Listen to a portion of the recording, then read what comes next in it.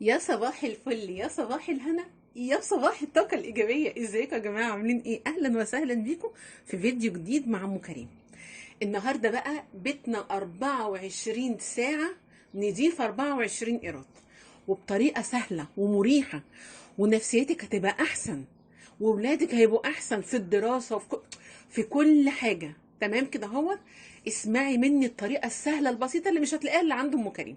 الكل والحمد لله بيحلف بنظافة بيتي. أنا ما باخدش أي وقت في النظافة وما باخدش أي مجهود، بطريقة بقى وبسرية كده، بطريقة سرية هقول لكم عليها، سهلة وبسيطة، والكلام ده مش هتسمعيه اللي عند أختك هنا. تمام تمام. صحابي وحبايبي اللي لسه داخلين القناه جديد، انا اسمي منى ودي قناتي قناه ام كريم. صحابي وحبايبي اللي معايا من اول ما دخلت اليوتيوب، يا صباح الفل على الجميع، ويا صباح الهنا على الجميع، ويا صباح الرزق الواسع الحلال الجميع. الله يستر اعراضنا. والله يا جماعه انا بحب الدعوه دي زي عينيا، ويمكن اكتر من عينيا. ربنا يستر اعراضنا، ربنا يستر من اللي الواحد بيسمعه دلوقتي. انا شخصيا بترعب والله العظيم. ربنا يستر اعراضنا جميعا، ويرزقنا الحلال في الاكل والشرب واللبس والعيال والزوج والعيشه. ربنا يرزقنا الحلال، وربنا يرزقنا طاعة الله، ان احنا نكون دايما في طاعة. صلوا على سيدنا النبي يا جماعة، وزيدوا سيدنا النبي صلى عليه الصلاة والسلام. بيتك هيبقى بإذن الله وفضل الله ورحمته نضيف. نضيف قد ايه بقى؟ 24 ساعة. عندي عيال صغيرة ليها حل، عندي عيال مهملة ليها حل، جوزي مهمل جدا ليه حل. تمام كده؟ هو انا مقريفة ومتضايقة ومش بحب اعمل حل، ليها حل. بصوا، كل حاجة ليها حل بإذن الله، بإذن الله ورحمته. أول حاجة بقى نصلي على سيدنا كتير قوي قوي قوي عليه الصلاة والسلام. بصوا يا جماعة، سيدنا النبي عليه الصلاة والسلام استعاذ عليه الصلاة والسلام من حاجات كتير، من حاجات كتير، من قهر الرجال، من الفقر، من حاجات كتير كتير يعني. بصوا يعني، من حاجات لما تشوفي بقى الأحاديث المتفق عليها طبعا، في بقى حاجة سيدنا النبي عليه الصلاة والسلام استعاذ منها واحنا مش واخدين بالنا منها، مش واخدين بالنا خالص. هو ايه؟ الكسل. تمام كده؟ هو استعاذ من البخل ومن الفقر ومن المرض ومن حاجات كتير، ومن الكسل ومن قهر الرجال. تمام تمام. طيب إيه الكسل؟ الكسل دوت ممكن يوصلك لاكتئاب. وش؟ طب ازاي هوصل للكسل؟ ازاي هوصل للكسل؟ ان انت بقى تروحي ماسكه ايه؟ ابن اللذينه ده الموبايل. تمام؟ اول ما تصحي بقى من النوم، خلاص انا همسك بقى الموبايل، ارد على الواتس وارد على الرسايل، واشوف مش عارف مين اتجوز مين ومين طلق مين، والترند النهارده ايه، والفيديوهات ايه، والكلام. لا، شوفي يعني انا اهو يوتيوبر بقول لك لا، ما تعمليش كده، ما تعمليش كده. اول النهار، اول النهار دوت فيه بركه. اول النهار ده بالنسبه لك امتى؟ انا بالنسبه لي قبل الفجر. انا بالنسبه لي اول النهار بيبقى الساعه 2 او 1:30 بالليل. ده اول انا بصحى كده. تمام كده؟ ليه بقى؟ بصلي القيام، بصلي، ببقى مع ربنا بقى الفتره ديت لحد صلاه الفجر. تمام كده؟ هو بتنامي بعد كده يا منى؟ لا والله، زي ما بكلمكم ما بنامش. ليه بقى؟ لاني انا سستمت جسمي على كده. انا بنام الساعه كام؟ انا كبير خالص خالص الساعه 10 تلاقوني نايمه زي يا كده، يبقى انا سهرت. يبقى انا بقى سهرت، يعني انا كده غلط. تمام؟ الساعه 10 بالكتير بالكتير بالكتير قوي قوي. تمام كده؟ مش عايزه اقول لكم ان انا بنام بعد صلاه العشاء مباشر. تمام؟ واحيانا باجل العشاء بصليها. تمام؟ بس كده. طيب صلوا على سيدنا النبي يا جماعه عليه الصلاه والسلام. اول حاجه، اول حاجه، انت بتعملي ايه في يومك؟ انت بتبداي الساعه كام؟ انت بتصحي الساعه كام؟ ما تصحيليش الظهر وتقولي لي اليوم ضاع، ما تصحيش بعد العصر وتقولي مش عارفه اعمل. ما هو انت كده، انت كده خربتي الدنيا. ليه بقى؟ انت خليتي فيه وقت. فين الوقت اللي انت ممكن تعملي فيه؟ هتصحي بعد العصر ولا تصحي بعد الظهر؟ هتعملي اكلك ولا شربك ولا ترويق ولا تقعدي مع نفسك ولا تشوفي طلبات جوزك؟ ما ينفعش. البركه في البكور. اصحي بدري، مش هقول لك اصحي الفجر، ده اصحي الفجر يصليه. تمام كده؟ اهو ان شاء الله هتنامي ساعه تنامي ساعتين. اصحي مثلا الساعه 7، الساعه 8. بعد الساعه 8 اعرفي ان اليوم خلص. والله زي ما بكلمكم 8 الصبح اعرفي ان اليوم كده خلص بالنسبه لك، ان انت كده مهرجله. تمام تمام. انا صحيت الساعه 8، اعمل ايه؟ اول حاجه فتحي الشبابيك. انا هقول لك على اللي انا بعمله بالظبط. فتحي الشبابيك، وقبل بصي وانت بتفتحي عينيك كده فتحي شبابيك الشقه كلها، صيف شتاء. حلو الكلام، حلو الكلام. شغالي، بصي بقى، افتحي الفلاشه، الشاشه، اذاعه القران الكريم. افتحي قران كريم على الصبح. افتحي اذاعه القران الكريم ديت، ما بتتقفلش عندي على طول، الحمد لله. شغالي سوره البقره، شغالي السوره اللي بتمس قلبك، اعمليها ورد انك تسمعيها كل يوم لحد ما تحفظيها. دي حاجه. خلاص انا فتحت الشبابيك وايه، وخلصت كده وفتحت ايه القران الكريم. خشي بقى على الحمام. خشي على الحمام. ما تغسليش وشك، لا، ما تغسليش وشك في الحر ده. خدي دش، تمام، خدي دش وتوضي واخرجي صلي ركعتين. تمام كده، هو تصلي بقى ركعتين الصبح، صلي ركعتين لله، كله من علينا. تمام كده، كله من اللي علينا. خلاص، يبقى انا خدت دش كده، فوق غيرت هدوم النوم. هدوم النوم ديت فيها طاقة سلبية، اعوذ بالله، اعوذ بالله، بتخليكي كسلانة طول الوقت. تمام كده، غيرت بقى وخدت دش كده ورحت خارجه. مش هقول لك بقى اعملي الحمام وانت واقفه، لا، انا بقول لك بالظبط اللي انا بعمله. خدت دش واتوضيت ورحت خارجه مصليه ركعتين، مع ان انا مصليه الفجر ومظبطه والحمد لله. لا، طب وفيها ايه؟ ما انا اصلي ركعتين تاني، ان ربنا يديني الهمه ويديني ايه، العزم كده، ان انا اقوم اشوف طلبات بيتي. حلو الكلام، حلو الكلام. اول حاجه بقى، الناس اللي بتسيب بقى ايه الغسيل، انا خلصت وغسلت ومش عارف ونشرت ورمي على الكراسي ورمي على الكنب ورمي مش عارف ايه. الغسيل دوت تطبقيه وانت بتشيليه، وانت بتشيليه. انا مثلا لقيت حاجه مقطوعه بركنها على جنب، وانا بشيله من الحبل حته حته، بطبقها احطها في السبت جنبي على طول كده، واروح داخله على الدولاب مظبطه. خلاص، الغسيل خلص. شيل الغسيل اللي هو بيبقى على الكنب، والواد بقى يعوز بنطلون، روح هات لك بنطلون. عايز كاب يا ماما، عايز الجيبه بتاعتي فين يا ماما، البلوزه بتاعتي فين يا بنت، روحي شوف. مفيش الكلام ده. طب انا بيتي بقى مهرجل خالص يا منى، ولو سمحتي اظبطيه. تمام كده، هقول لك على حاجه، الفوط دي، تمام. بصي، انا عايزاك تجيبي فوطين حلوين. انا بستعمل الحتت القصاقيس اللي هي الملايه الدايبه، الجلابيه بتاعتي اللي اتقطعت، فلنة جوزي اللي ما بقاش ليها لازمه، بستعملها.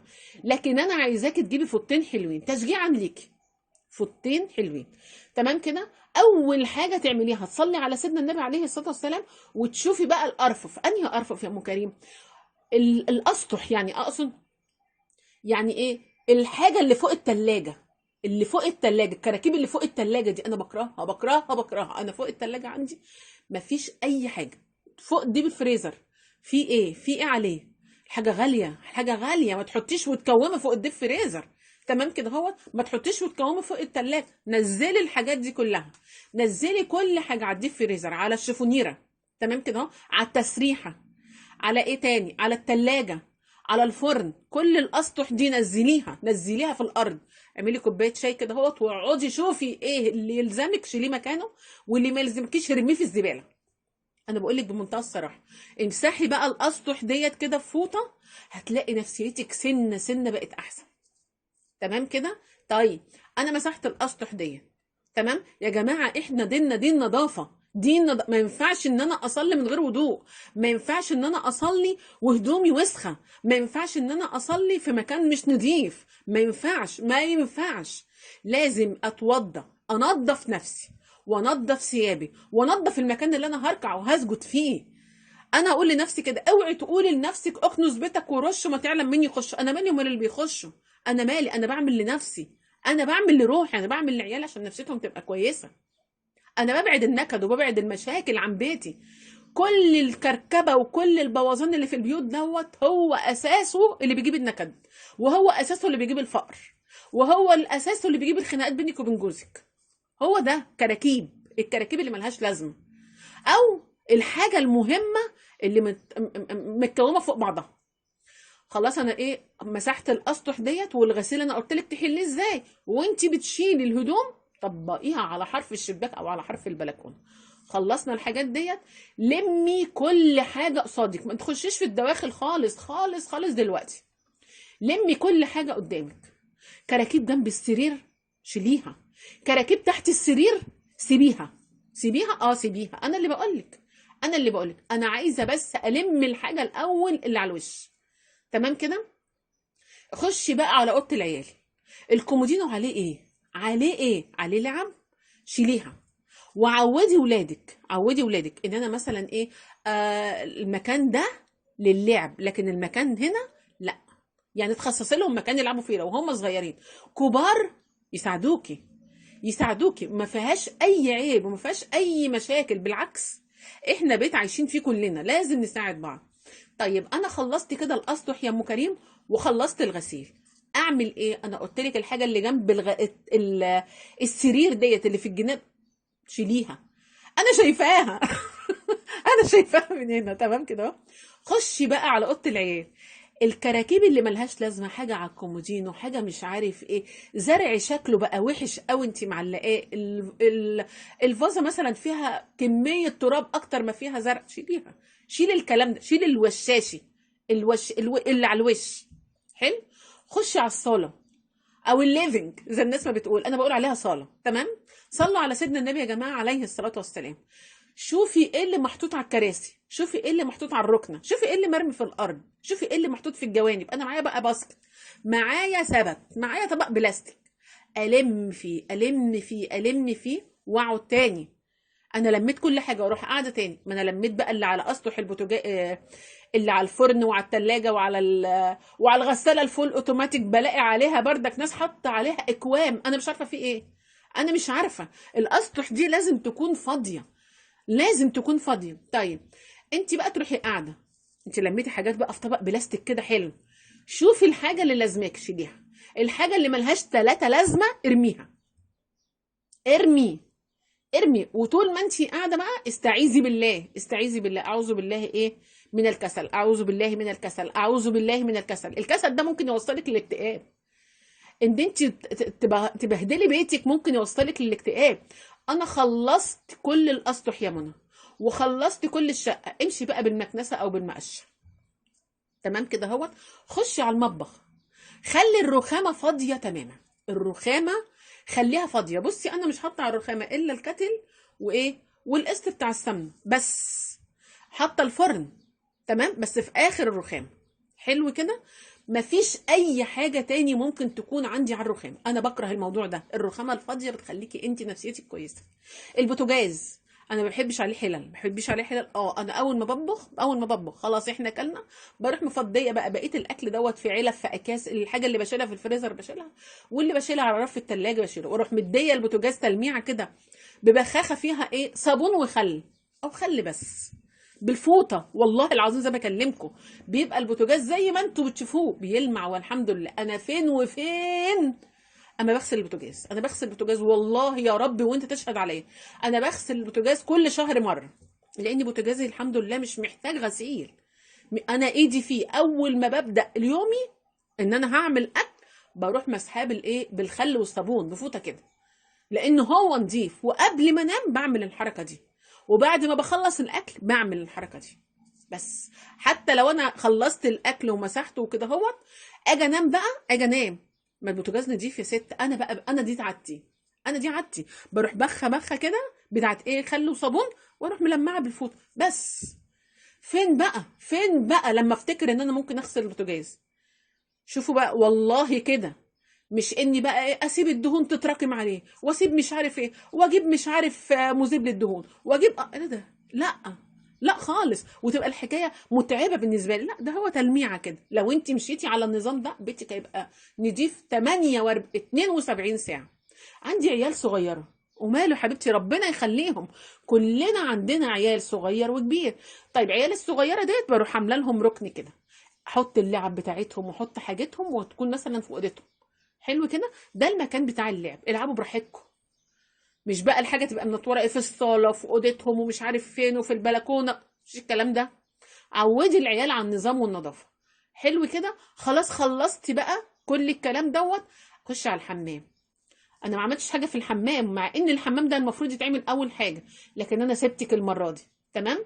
طيب اخش على الحمام اعمل ايه بقى؟ انا خلصت المطبخ، الرخامه تبقى فاضيه تماما والبوتاجاز متلمع، التلاجة مفيش عليها حاجه من فوق ابدا، ابدا. ممكن تحطي عليها مثلا فازة ورد بس مش اكتر من كده. ممكن تحطي عليها يا ستي مثلا الميزان اللي انتوا بتشوفوه عندي الصغير ده، انا حاطاه وحاطه فازة ورد صغير بس مش اكتر من كده. السطح بتاع ظهر الفريزر استحاله احط عليه حاجه، استحاله، مفيش اللي هو مفرش خفيف، وكل مثلا يومين ثلاثه اروح شايله المفرش غسلاه واروح ملمعاه. بس الحاجه عندي الحمد لله. اللي بيخش بيفتكر ان انا لسه جايبه الحاجه. ليه؟ لاني ايدي في حاجتي على طول. عشان انا مش عايزه اوصل للاكتئاب، انا مش عايزه اوصل للزعل، انا مش عايزه يبقى في نكد في بيتي. انا مش بعمل دوت عشان اللي يخش يقول لي شاطره يا ام كريم، لا، انا بعمله لنفسي اولا ولولادي ولزوجي. تمام كده اهو، وقبل نفسي وزوجي واولادي لديني، للدين. ان ايه؟ ان ربنا سبحانه وتعالى، سبحانه وتعالى، يعني ما يرضاش على المكان القذر. مكان القذر انت ازاي يعني؟ ما ينفعش. ده الملائكه بتتاذى من اللي بيتاذى منه البشر. يعني الحاجه اللي بتضايقك الملائكه بتتضايق منها. فانت ما تخليش بيتك مسرح للشياطين ان هم يقعدوا ويبرطعوا فيه. لا لا لا خالص. ده انا هطردهم، هطرد الزباله معاهم. تمام كده اهو. طيب دخلت الحمام. الحمام بقى دوت في منتهى السهوله. كيس بس برسيل جل. انا ما بعملش كده. انت بتعملي ايه بقى ام كريم؟ هقول لك بعمل ايه. شفتي براوي الصابون المريحه؟ شفتها. انا بحطها في ازازه في بطرمان، والله اهو. اهو بصوا، اهو البطرمان انا غسلاه وسايباه. تمام. البطرمان ده طبعا كلنا عندنا بطرمانات، مش عايزه اقول لك عندك بخاخه وجيبي ازازه واعملي. لا، انا بجيب براوي الصابون ديت بروح حطها في الايه، في البطرمان، واملى الكاتل ميه سخنه او ميه سخنه على البوتاجاز واروح دلقاها فيه. وكل يوم طبعا بتسيح بس بتجمد تاني. كل يوم بروح مزوده حبه ميه سخنه واروح واخده على السلكه، واخده على حته السلكه. السلكه انهي؟ اللي انا خلصت بيها المواعين، مش هرميها. انا خلصت المواعين. تمام كده اهوت. طب انت يا ام كريم بتجيبي كل يوم سلك؟ لا. انا بقول للناس اللي بتجيب سلك، عارفين الليفه اللي هي الشقيه اللي انتوا بتشوفوها عندي دي؟ هوريها لكم برضو. تمام. خلاص انا خلصت المواعين والليفه ديت باظت، انا بغيرها كل شهر او كل شهرين. انا بقول لك بمنتهى الصراحه. ليه يا ام كريم بتستني على الليفه كده؟ بصي بقى يا حبيبه قلبي، الليفه ديت انا ببيتها في ميه سخنه بالليل. خلاص انا خلصت المواعين ومش هغسل مواعين تاني، بروح حطاها في الايه، في الحاجه اللي انا بحط فيها الصابون، وقلت لكم الكلام ده قبل كده. وبحط عليها ميه سخنه الصبح، بتنزل، بتبقى كل الدهون والحاجات اللي فيها نزلت، فبتبقى نظيفه وزي الفل ومتعقمه.